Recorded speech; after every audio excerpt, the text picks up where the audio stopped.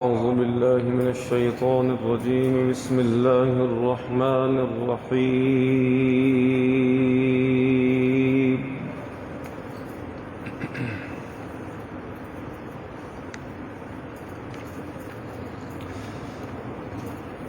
واضرب لهم مثلا أصحاب القرية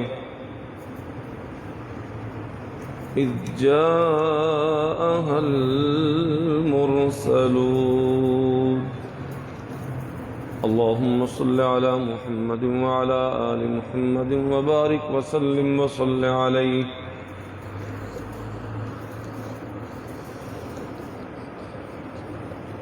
یہ سورہ یاسین کا دوسرا رکوع ہے، آیت نمبر 13 سے۔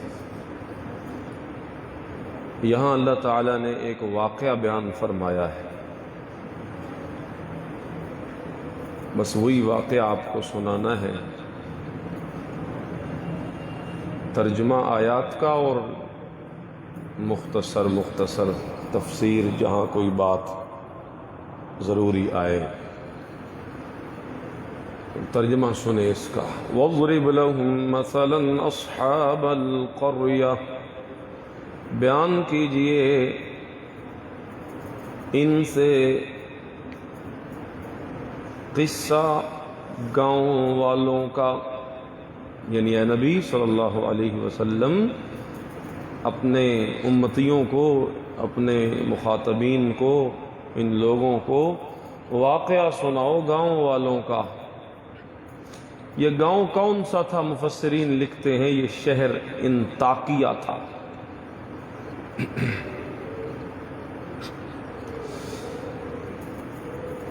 اذ جاءها المرسلون، جب ان کے پاس پیغمبر آئے۔ اذ ارسلنا الیہم اثنین، یعنی جب ہم نے ان کی طرف 2 پیغمبر بھیجے تو فَكَذَّبُوهُمَا، انہوں نے انہیں جھٹلا دیا۔ فَعَزَّزْنَا بِثَالِثٍ، پھر ہم نے تیسرے سے تقویت دی، یعنی بازو مضبوط کیا، تیسرا بھیج کر 2 کے ساتھ تیسرا بھیج دیا تاکہ ان کی طاقت اور مضبوط ہو جائے۔ فَقَالُوا إِنَّا إِلَيْكُمْ مُرْسَلُونَ، انہوں نے کہا کہ ہم تمہاری طرف پیغمبر ہو کر آئے ہیں، یعنی ہم رسول ہیں، ہماری دعوت مانو، ہم اللہ کی طرف سے تمہاری ہدایت کے لیے بھیجے گئے ہیں۔ اور ہر رسول کا جو پیغام تھا وہ یہاں تو نہیں، لیکن سورہ انبیاء میں اللہ نے بتایا وَمَا أَرْسَلْنَا مِن قَبْلِكَ مِن رَّسُولٍ إِلَّا نُوحِي إِلَيْهِ أَنَّهُ لَا إِلَٰهَ إِلَّا أَنَا فَاعْبُدُونِ۔ ہر نبی کی دعوت کا جو اصل مرکز اور نقطہ تھا وہ یہی ہوتا تھا، لا الہ الا اللہ، کہ عبادت کے لائق اللہ کے سوا کوئی نہیں، لہذا اسی کی عبادت کرو۔ اب انہوں نے اعتراض کون سا کیا نبیوں پر؟ قالوا ما انتم الا بشر مثلنا، کہنے لگے کہ تم اور کچھ نہیں مگر ہماری طرح کے آدمی ہو۔ تقریباً قرآن کریم میں جتنے انبیاء کے واقعات بیان ہوئے اور قوموں کے جوابات اللہ نے ذکر کیے، تقریباً ہر قوم نے اپنے نبی کو جو اعتراض لگایا ان پر وہ یہی تھا کہ تم تو ہمارے جیسے انسان ہو، یعنی ان کے ذہن میں تھا کہ نبوت جو ہوتی ہے وہ کوئی مخلوق ہونی چاہیے، فرشتہ ہونا چاہیے جو نبی بن کے آئے۔ ہم ہی میں سے ایک بندہ اٹھ کے کہے کہ میں نبی ہوں، یہ کیسے ہو سکتا ہے؟ یعنی وہ یہ سمجھتے تھے بشریت اور نبوت یہ جمع نہیں ہو سکتی، بشر ہونا اور نبی ہونا یہ جمع نہیں ہو سکتے۔ اللہ، اور یہی نظریہ آج بھی پایا جاتا ہے۔ آج کل کے مبتدعین مشرکین یہ کہتے ہیں کہ جو نبی ہوتا ہے، جو بشر ہوتا ہے وہ نبی نہیں ہوتا۔ وہ کہتے تھے جو بشر ہے وہ نبی نہیں اور یہ کہتے ہیں جو نبی ہیں وہ بشر نہیں۔ بات ایک ہی ہے، فلسفہ ایک ہی ہے، صرف تعبیر کا اختلاف ہے۔ وہ بھی کہتے تھے نبوت اور بشریت الگ الگ چیزیں ہیں، جمع نہیں ہو سکتی۔ یہ بھی کہتے ہیں کہ اگر نبی ہے تو پھر بشر نہیں، لہذا یہ نظریہ خلاف قرآن ہے۔ یہ یہاں اب اس کی تفصیل کا موقع نہیں، ورنہ سورہ کہف کی آخری آیت میں اللہ نے بتا دیا، قل، اے نبی جی اپنی زبان سے کہہ دیجئے، انما انا بشر مثلکم، کہ میری جنس وہی انسان ہی ہے جس طرح تم ہو، مثلکم، میں تم جیسا ہوں، جس طرح تمہیں نیند آتی ہے مجھے بھی آتی ہے، تم کھاتے ہو میں بھی کھاتا ہوں، تم پیتے ہو میں بھی پیتا ہوں، تم آرام کرتے ہو میں بھی آرام کرتا ہوں، تم تھکتے ہو میں بھی تھکتا ہوں، تم بیمار ہوتے ہو میں بھی بیمار ہوتا ہوں۔ یہ جتنے لوازم بشریت ہیں یہ سب میرے اندر بھی ہیں۔ رہ گیا مقام و مرتبہ تو وہ میرا بڑا بلند ہے، یوحا الیہ، کیونکہ میرے اوپر تو اللہ کا معزز فرشتہ میرے دربار میں غلام کی حیثیت سے آتا ہے اور میرے پاس اللہ کا پیغام پہنچاتا ہے، میرے اوپر وہی آتی ہے، لہذا میرا اس نسبت کی وجہ سے مقام تم سے اونچا ہو گیا، ورنہ رہ گئی صرف جنس کی اگر بات ہو تو جنس کے اعتبار سے میرے اور تمہارے درمیان کوئی فرق نہیں، جیسے تم ویسا میں۔ اور جب بات مقام کی آتی ہے تو پھر تمہاری اور میری نسبت ہی کوئی نہیں، تم کہاں اور میں کہاں۔ پھر تمہاری اور میری نسبت وہی بنتی ہے جو عام پانی اور زمزم کی بنتی ہے، پھر تمہاری اور میری نسبت وہی بنتی ہے جو عام پتھر اور حجر اسود کی بنتی ہے۔ جس طرح وہ عام پانی ہے اور زمزم بڑا بلند فضیلت والا پانی ہے، اسی طرح تم عام بشر ہو اور میں بڑا اونچا بشر، کیا بلکہ سید البشر، سارے انسانوں کا سردار۔ تو یہ مسئلہ بھی حل ہو گیا کہ انبیاء بشر ہوتے ہیں، انسان ہوتے ہیں، لیکن ہوتے تو انسان ہیں لیکن انسانوں جیسے نہیں ہوتے، یعنی ان کا شان بہت اونچا ہوتا ہے۔ ان انتم وما انزل الرحمن من شیء، رحمان نے کوئی شے بھی نازل نہیں کی، ان انتم الا تکذبون، تم محض جھوٹ بولتے ہو، معاذ اللہ ثم معاذ اللہ۔ قالوا ربنا يعلم انا الیکم لمرسلون، کہنے لگے ہمارا پروردگار جانتا ہے کہ ہم تمہاری طرف پیغام دے کر بھیجے گئے، تم نہ مانو تو تمہاری مرضی، ورنہ ہمارا رب جانتا ہے کہ ہم اپنے دعوے میں جھوٹے نہیں بلکہ کیا ہیں، سچے ہیں۔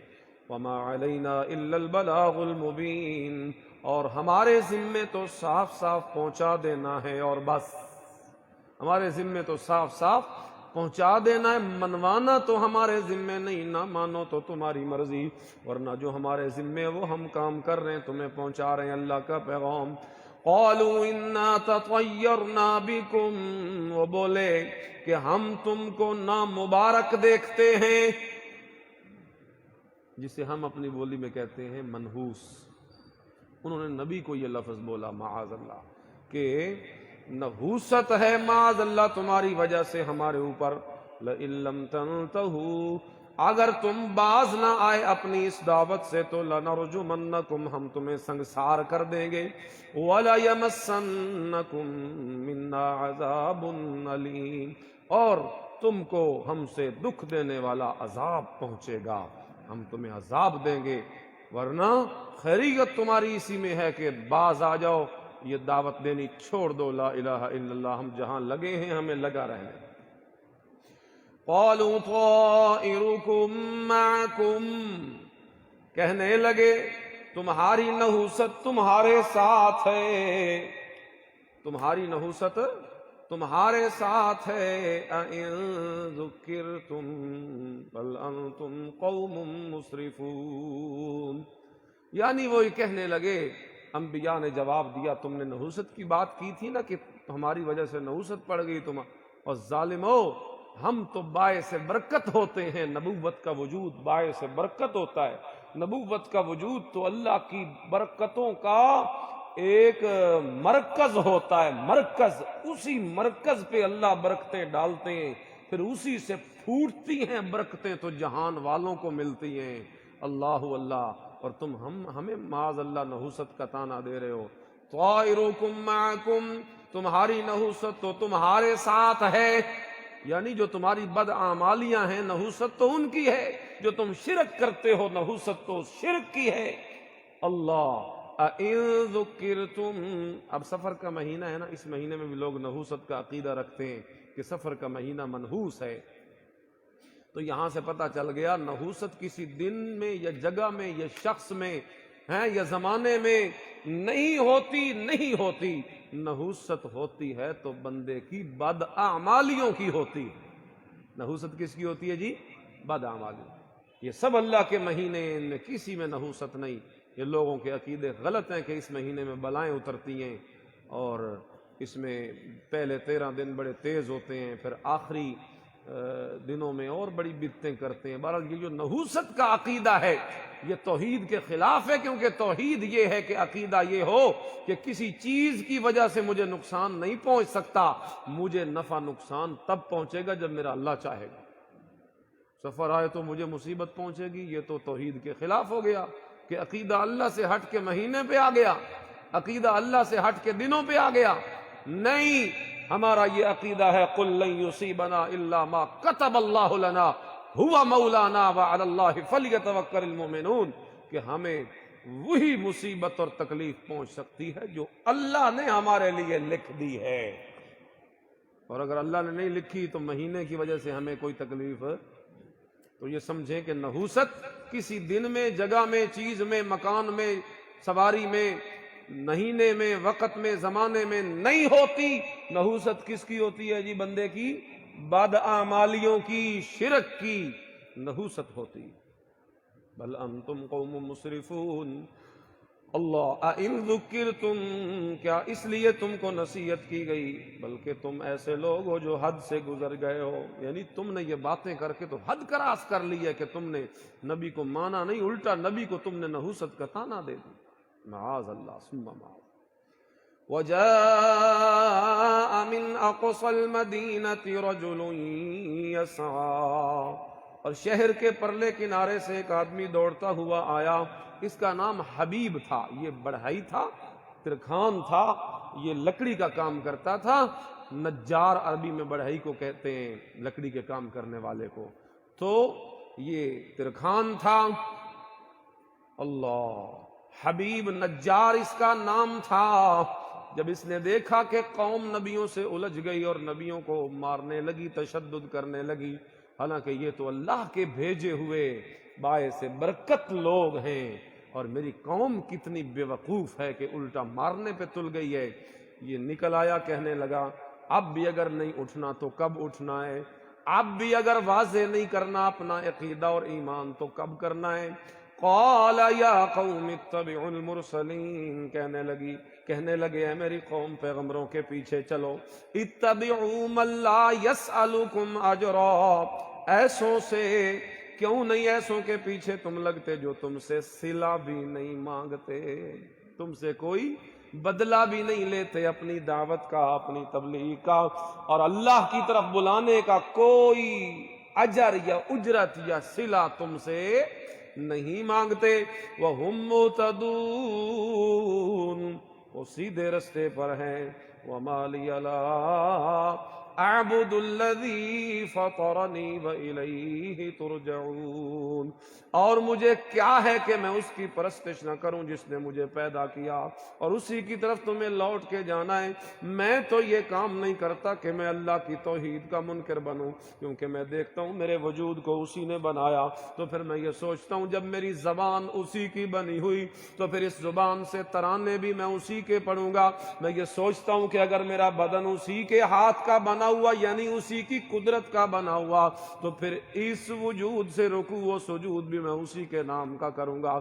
اور اگر میں یہ دیکھتا ہوں کہ یہ جو مجھے اللہ نے مال دے رکھا ہے، یہ مال اگر مجھے اللہ ہی نے دیا ہے تو حصہ بھی اسی کے نام کا نکالوں گا۔ الذی فطرنی، جس نے مجھے پیدا کیا، میں کیوں نہ اس کی عبادت کروں، میں اسی کو پکاروں گا، اسی کی طرف مجھے لوٹ کے جانا ہے۔ سنیے عقیدہ اس موحد کا اور اپنا عقیدہ اس جیسا بنائیے۔ اتخذ من دونہ آلہۃ، کیا میں اس کو چھوڑ کر اوروں کو معبود بناؤں؟ ان یردنی الرحمن بضر، اگر اللہ میرے حق میں نقصان کرنا چاہے لا تغنی عنی شفاعتہم شیئا، تو جتنے تم نے بنا رکھے ہیں اللہ کے سوا معبود، مسجود، مشکل کشا، حاجت روا، یہ نہیں ان کی سفارش مجھے کچھ فائدہ دے سکتی اگر اللہ مجھے تکلیف دینا چاہے۔ یہ اللہ کی دی ہوئی تکلیف کو ہٹانے کی طاقت نہیں رکھتے، وَلَا يُنقِذُونَ، نہ مجھے چھڑا سکتے ہیں۔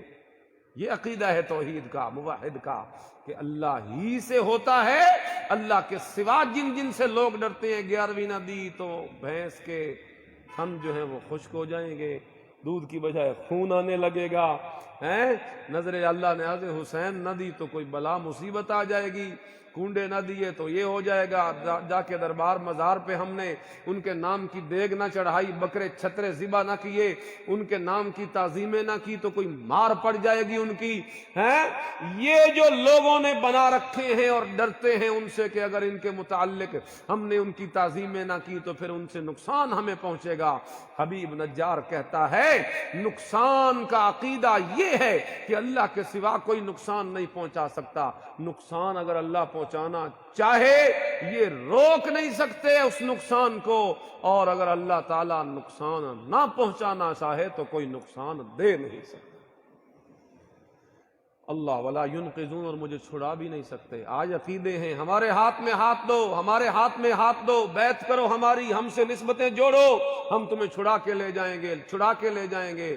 اللہ حبیب نجار کہتا ہے مجھے اللہ سے کوئی چھڑا بھی نہیں سکے گا۔ انی اذا لفی ضلال مبین، اگر میں یہ عقیدہ رکھوں تو میں صریح گمراہی میں مبتلا ہو گیا۔ یہ وہ موحد کہہ رہا ہے، آج یہ عقیدے بھی لوگ رکھتے ہیں اور اپنے آپ کو مومن موحد بھی کہتے ہیں۔ مومن موحد وہ نہیں ہوگا جس کے یہ عقیدے ہوں گے خلاف شریعت، موحد وہ ہوگا جس کے عقیدے مطابق شریعت۔ اچھا جی، انی آمنت بربکم فاسمعون، میں اپنے پروردگار پہ ایمان لایا تو میری بات سن رکھو۔ اللہ پھر کیا ہوا جب اس نے نبیوں کے یعنی کہ جب تشدد ہو رہا تھا تو وہ آگے آڑے آیا، بچایا، الٹا نصیحت کی، یہ جو آپ سن چکے یہی نصیحت اس نے کی جو اللہ نے قرآن کریم میں محفوظ کر لی اور اپنے آخری نبی پہ اتار دی۔ اللہ اکبر کبیرہ، جب اللہ کے دین کا بندہ محافظ بنتا ہے تو اللہ کو پیارا کتنا لگتا ہے کہ اس کے بول بھی پتہ نہیں یہ کب آیا، حضور سے پہلے کی بات ہے، صدیوں پہلے آیا تھا عام سا بندہ، لیکن ایمان نے اسے کتنا اونچا کر دیا، اس حبیب نجار کو، اس لکڑی کے کام کرنے والے ایک بڑھئی کو کتنی عزت مل گئی ایمان کی وجہ سے، اور اللہ نے کتنی قدر کی جب اس نے توحید کے عقیدے پہ پختگی دکھائی، اللہ نے اس کے بول بھی محفوظ کر لیے اور ان بولوں کا قرآن بنا دی، ان بولوں کا قرآن بنا۔ قیل ادخل الجنہ، قوم نے نبیوں کو چھوڑا اور اس پہ چڑھ دو، اس کی تشدد کیا، مار مار کر اسے شہید کر دیا، اس نے جان دے دی لیکن ایمان نہیں دیا، تو حکم ہوا قیل ادخل الجنہ، داخل ہو جاؤ جنت میں۔ یہ دیکھیے جی ذرا توجہ کیجیے، عقیدہ بیان ہو رہا ہے، عقیدہ۔ آج کل لوگ اختلاف کرتے ہیں نا کہ شہید کہاں زندہ ہے، شہید زندہ ہے، اس میں تو کوئی شک نہیں، قرآن کہتا ہے ان کو مردہ نہ کہو، وہ زندہ ہے۔ اب سوال یہ کہ کہاں زندہ ہے، تو لوگ کہتے ہیں انہی قبروں میں زندہ ہیں، انہی قبروں میں زندہ ہیں، انہی قبروں میں زندہ ہیں۔ اللہ کا قرآن کہتا ہے جو ہی اس کی روح اس کے بدن سے نکلی، قیلا، اسے کہا گیا ادخل الجنہ، داخل ہو جا جنت۔ بدن اس کا اسی قبر میں دفن ہوا تھا نا، کہ بدن بھی اوپر چڑھ گیا تھا، بدن ادھر ہی تھا، اور جنت میں صرف کیا چیز گئی؟ روح۔ تو ثابت ہوا عذاب یا ثواب صرف روح کو ہوتا ہے، عذاب یا ثواب، ثواب ہو تو پھر بھی صرف روح کو، عذاب ہو تو پھر بھی صرف روح کو ہوتا ہے۔ اور کہاں ہوتا ہے؟ جہاں روح ہوتی ہے۔ جب روح یہاں سے نکل گئی تو واپس نہیں آئی۔ کل میں نے آیتیں پڑھ پڑھ کے سنائی کہ روح کب آئے گی؟ پھر ثم انکم یوم القیامت تبعثون، قیامت کے دن زندہ کر کے اٹھائے جاؤ گے۔ اللہ اکبر کبیرہ۔ تو روح گئی نہ صرف، اللہ، تو پتہ چلا کہ عذاب و ثواب بھی صرف روح کو ہوتا ہے، اگر بدن کو بھی فوری اس کا بدلہ ملنا ہوتا تو بدن بھی ساتھ ہوتا۔ قال یا لیت قومی یعلمون، اللہ بولا کاش کہ میری قوم کو خبر ہو، اور جو رسولوں سے جھگڑ رہے تھے کاش کہ انہیں میرے انجام کی خبر ہو جاتی کہ مجھے تو یہاں سے آزادی ملی ہے اور میں کہاں پہنچ گیا ہوں، جنت میں۔ بما غفر علی ربی وجعلنی من المکرمین، اللہ نے مجھے بخش دیا اور عزت والوں میں کیا۔ وما انزلنا على قومه من بعده من جند من السماء وما كنا منزلین، اور ہم نے اس کے بعد اس کی قوم پہ کوئی لشکر نہیں اتارا، انہیں ان سے بدلہ لینے کے لیے ہمیں کوئی لشکر نہیں اتارنے پڑے، اور نہ ہی ہم اتارنے والے تھے۔ ان کانت الا صیحۃ واحدہ، وہ تو صرف ایک چنگھاڑ تھی، ایک چیخ تھی، چنگھاڑ تھی، اور اسی چنگھاڑ سے فاذا هم خامدون، وہ بجھ کر رہ گئے۔ یہ ہے اللہ کی طاقت، ایک چنگھاڑ کے نتیجے میں پوری قوم کو بجھا کے رکھ دی، ہمیں کوئی لشکر نہیں بھیجنے پڑے ان کے مقابلے کرنے کے لیے۔ تو دیکھو اللہ کی پکڑ سے بندہ ڈرتا رہے، کبھی ایسی تکذیب نہ کرے قرآن کی آیات، انبیاء کے آج ہمارے پاس نبی تو نہیں لیکن انبیاء کا پیغام ہمارے پاس ہے۔ آج ہم نبیوں کی ذات کو تو نہیں جھٹلاتے، لیکن یہ ہو جاتا ہے ہم سے کہ ہم نبیوں کے احکامات سے روگردانی کر کے یا اس کے خلاف اپنے عقیدے بنا کے نبیوں کے پیغام کو جھٹلا دیتے ہیں۔ جب نبیوں کے پیغام کو جھٹلا دیتے ہیں تو پھر ہمیں اللہ کے عذاب سے ڈرنا چاہیے۔ یا حسرتن علی العباد، اس کی بات ختم ہو گئی، اب اللہ کا کلام یعنی اللہ کی بات آ گئی۔ یا حسرتن علی العباد، ہائے افسوس میرے بندوں پر۔ اب اللہ ان پہ افسوس کر رہے ہیں جنہوں نے نہیں مانا۔ یا حسرتن علی العباد، افسوس ان بندوں پر، ما یاتیہم من رسول الا کانوا بہ یستہزئون، کہ ان کے پاس کوئی پیغمبر نہیں آتا مگر یہ اس کے ساتھ مذاق کرتے ہیں۔ الم یروا کم اہلکنا قبلہم من القرون انہم الیہم لا یرجعون، اور یہ تو ہم نے تمہیں ایک قوم کا قصہ سنایا، ورنہ کیا انہوں نے دیکھا نہیں کہ ہم نے ان سے پہلے بہت سی قوموں کو ہلاک کیا، اب وہ ان کی طرف لوٹ کر نہیں آئیں گے۔ انہم الیہم لا، اور یہ قرآن ہے، یعنی جن کو ہم نے ہلاک کیا اللہ کہتے ہیں انہم، اب وہ ہلاک شدہ، الیہم ان زندوں کے پاس، لا یرجعون واپس، اتنے تو ہر جمعرات آئے کھلوتے، یہاں تو ہر جمعرات آئے ہوئے۔ اللہ وَإِن كُلٌّ لَمَّا جَمِيعٌ لَدَيْنَا مُحْضَرُونَ، سب کے سب ہمارے روبرو حاضر کیے جائیں گے، کب؟ قیامت۔ یہ سورہ یاسین کا دوسرا رکوع پورا میں نے آپ کو سنایا۔ اللہ سے دعا ہے اللہ ہمیں سورہ یاسین کے مطابق اپنے عقائد درست کرنے کی توفیق نصیب فرمائے۔